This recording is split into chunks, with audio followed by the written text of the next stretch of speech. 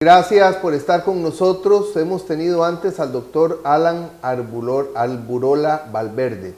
El doctor Alburola tiene 21 títulos universitarios. Eso me parece extraordinario en alguien que apenas va a cumplir 50 años. Tiene 10 maestrías, es doctor en educación y bueno, es especialista en derecho penal, en criminología y en criminalística. Y lo invité para que hablemos del tema, del fenómeno de la crisis de inseguridad ciudadana que vive el país. ¿Cómo abordar ese tema? Bueno, en primer lugar, el pueblo costarricense tiene que tener claro varias situaciones. Uno, lamentablemente en este país, y es una realidad muy cruda, se copian las leyes de otros países. Entonces, ¿por qué las leyes penales de ese país a veces no funcionan? Porque hay un desfase entre lo que es normativa y lo que es realidad criminal. Entonces, ¿están hechas para España o para Argentina? Por supuesto. Entonces, obviamente una ley penal no va a funcionar. El problema que se da a veces en la práctica es que cuando hay algún tipo de criminalidad de alto impacto social, ¿verdad? O sea, que estremece a la sociedad, que todo el mundo empieza a dar un clamor social de que qué está pasando, que por qué no se hace esto y lo otro, ¿verdad? Entonces a veces se da un fenómeno que se llama hipercriminalización. ¿Eso qué significa? Significa que hay una sobrecreación de normas penales como para paliar el clamor social.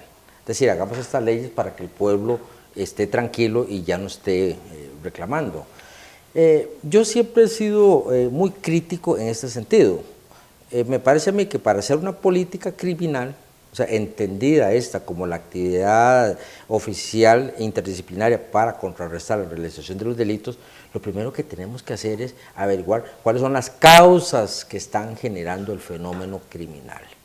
Lo que pasa es que aquí, en nuestro país, se aplica la vacuna sin saber cuál es la causa de la enfermedad. Entonces, ¿qué es lo que está ocurriendo? Lo que está ocurriendo es que la política criminal de este país está siendo deficiente a raíz de ese desfase que tiene con la realidad criminal.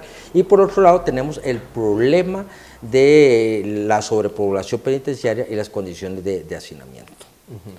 ¿Cómo abordar este tema? ¿Qué hay que hacer? ¿Qué debe hacerse diferente? Bueno, mire, yo siempre lo he dicho y lo voy a sostener. Dichosamente Dios me ha dado la oportunidad de formarme en criminología, ¿verdad? Y el problema en este país es que la criminología es una ciencia que ha sido relegada prácticamente. Yo siento que antes de implementar una política criminal, teníamos que estudiar el fenómeno criminal.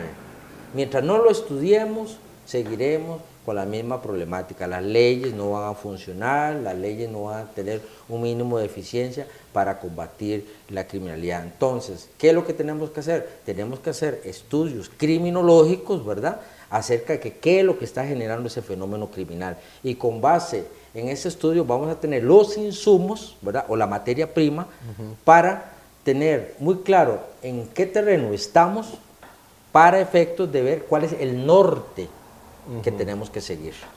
Me llama la atención porque me parece, y usted me lo comentó antes de la entrevista, usted cree en un Estado, en ese sentido, policía, un Estado represor, un Estado que cuide a la gente de los criminales, ¿verdad? No un Estado permisivo. Sí, bueno, hay una situación muy clara. Yo soy partidario de un Estado de policía combinado con el respeto de los derechos humanos, porque si no caeríamos en una arbitrariedad o en un régimen autoritario o totalitario, ¿verdad? Pero ese sistema de policía es el que se implementa en los Estados Unidos, que los Estados Unidos, su sistema, no le vamos a decir que es infalible, ¿verdad?, pero es un estado donde la población se disciplina. El problema es que aquí en Costa Rica hay lo que yo llamo una cultura o tendencia a delinquir. ¿Y cómo lo vemos muy claro? Cuando estamos haciendo un semáforo y resulta que está en rojo, entonces todo el mundo cruza a la derecha. Y punto, ¿verdad? Entonces, aquí hay una cultura, el problema del costarricense es que no les gusta la disciplina. Entonces, Como hay disciplina, entonces ya se andan buscando portillos para decir que hay desproporcionalidad, hay irrazonabilidad, que es excesivo el castigo, etcétera, etcétera. Recordemos una cosa muy importante, las normas deben de cumplir un fin de prevención general y un fin de prevención especial.